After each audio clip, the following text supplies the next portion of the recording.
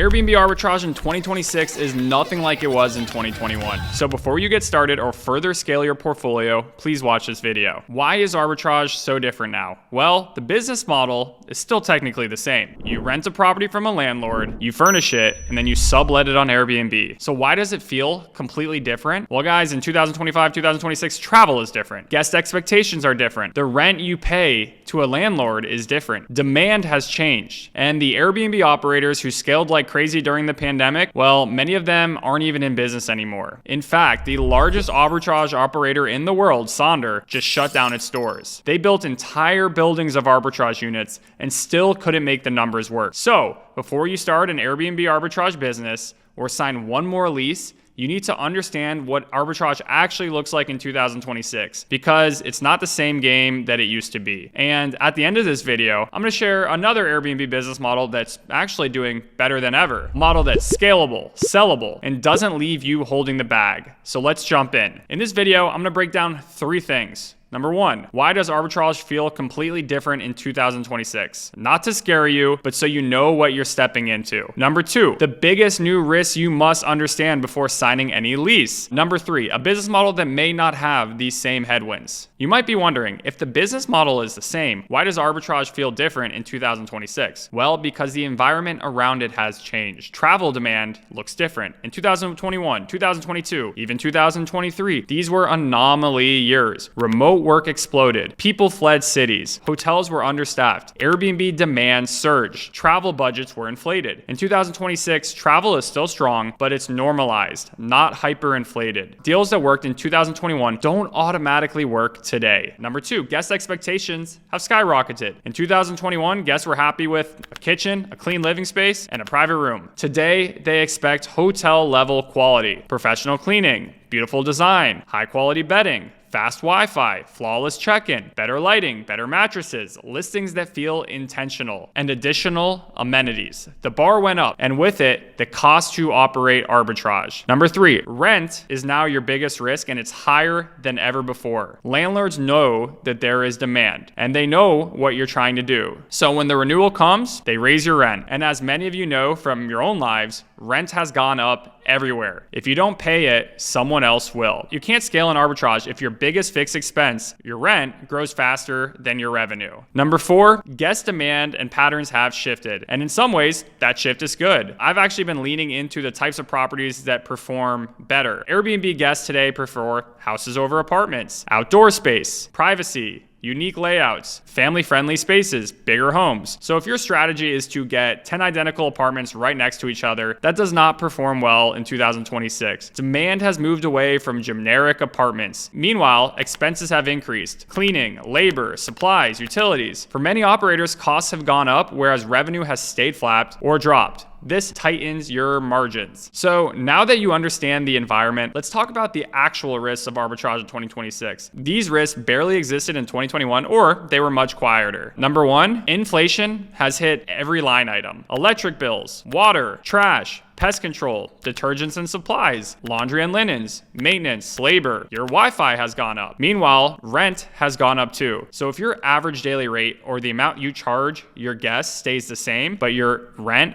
but your expenses go up, that means your margins get compressed. Operators who were profitable in 2021 may now be breaking even or even losing monies on the same exact properties. Number 2, your landlord. Even if the property performs, renewal is not guaranteed. You can build up years of reviews, repeat guests, SEO, and lose all of it because the landlord decides they want a different tenant or a different use. Arbitrage's biggest flaw is this: you control operations, but you do not control the asset. Risk number 3, Airbnb's algorithm now prioritizes different things: standout design, unique amenities, family-friendly spaces, high review hosts with great reviews, larger homes, photogenic listings. They do not prioritize generic 1-bedroom apartments, copy and paste units, buildings with 30 identical listings, spaces without outdoor areas. Apartments used to rank well because supply was limited and hotel demand was less during COVID. Now, they're outperformed by houses, even when perfectly run. If you're doing arbitrage in 2026, especially with apartments, you might be swimming against the algorithm. So number 4, arbitrage has no real exit value. And to me, honestly, that's the biggest risk. A 10, 20, or 40 unit arbitrage business has no real estate ownership. You have no control of the renewal, no control of rent, really no control of supply. You don't have control of the asset. If you stop paying rent, your business literally disappears. So there is no buyer for cancelable leases. People will pay pennies on the dollar for furniture, and they don't want your landlord risks. So arbitrage exits generally look like this. You turn in your keys, you sell the furniture, and you shut down that LLC. That's not an exit, that's a reset. And that's why arbitrage is riskier in 2026. So after hearing this, you're thinking, should you do arbitrage? And you might think I'm like anti-arbitrage, or maybe I've never done it. Well, I'm not for or against anything. I just want to be real with you. I'm personally not scaling our arbitrage portfolio, but arbitrage can still work in 2026,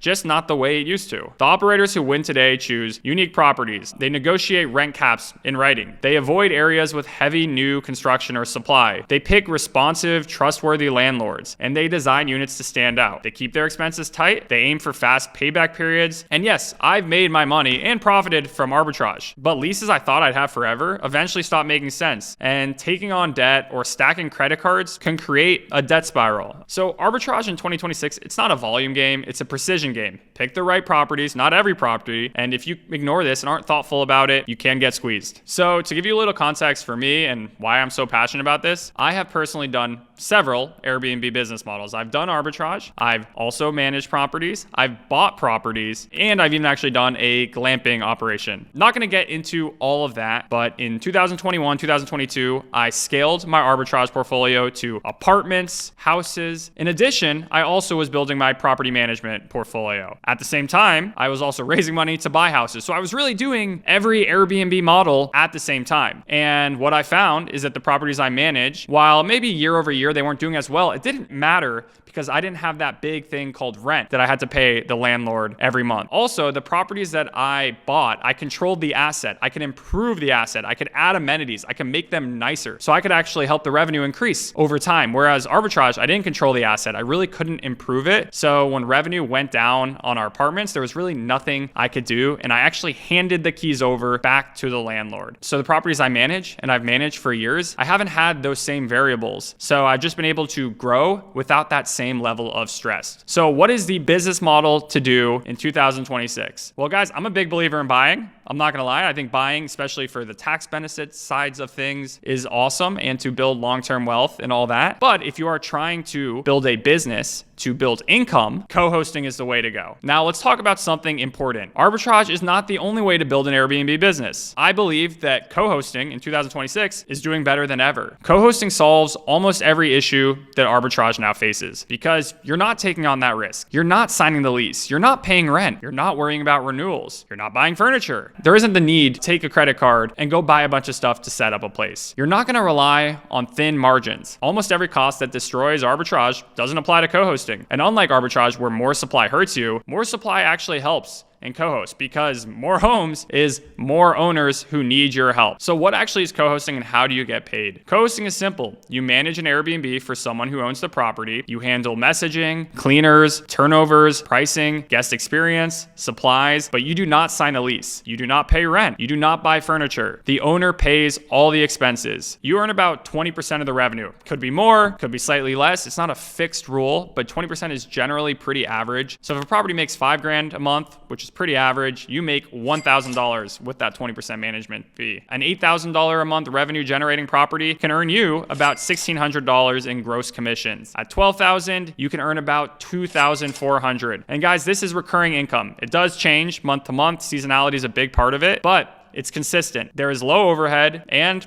there is pretty much zero downside. So this is why this particular Airbnb business model is exploding. Well, there are more second homeowners than ever. During the pandemic, people bought cabins, beach houses, lake houses, ski condos, mountain houses. Remote work made this easy, but in 2026, people are commuting back to the office again. Kids are back in school. Companies want their employees in the office. So these vacation homes sit empty. And guys, there are more vacation homes than ever. The vacation homes sit empty most of the year. And these owners do not want to manage cleaners, maintenance, guest messaging, turnovers, pricing, vendors, supplies. They want a co-host. So this pool of owners is actually bigger in 2026 than at any point of history. Plus, many high-income earners are buying short-term rentals for the tax benefits. So there's huge opportunity to work with these types of clients and help them save on their taxes. More on that in other videos, so make sure to subscribe. So guys, there's more managed revenue than ever, and the big companies, they just can't compete. The total amount of managed short-term rental revenue is the US is at an all-time high. There are more short-term rentals, more vacation homes, more travel, more bookings, more revenue. But here's the shift. Owners do not want to work with the giant national companies. Companies like Vacasa and Evolve, they manage 20 to 50,000 listings. And at that scale, they cannot deliver individualized attention, personalized messaging, cleaner oversight, proactive maintenance, hands-on pricing strategy, design guidance, accountability. Owners know this. They combine that with the collapse of many of these large arbitrage operators. Thousands of homeowners are becoming free agents. And in 2026, they're choosing individuals, small teams, hands-on operators, people who actually care. High-quality co-hosts can dominate in this environment. So co-hosting has almost zero risk and higher margins. This is the biggest contrast with arbitrage. With co-hosting, we have no leases, no rent, no furniture, no debt, no utilities, no repair costs, no down months eating your cash. The owner covers everything. You can earn 20% cleanly and predictably. Co-hosting can be stable, profitable, and operationally clean. Recurring, not only that, it can be scalable. So that brings me into my point. Co-hosting businesses can actually be sold. This is the strategic advantage nobody talks about. There are buyers out there for co-host businesses. That is because contracts are seen as recurring revenue. The systems are seen as repeatable. The clients and homeowners are seen as sticky, and the cash flow can be seen as predictable. Meanwhile, for arbitrage leases, there's no stability, there's no asset control, and there's no guarantee, no equity,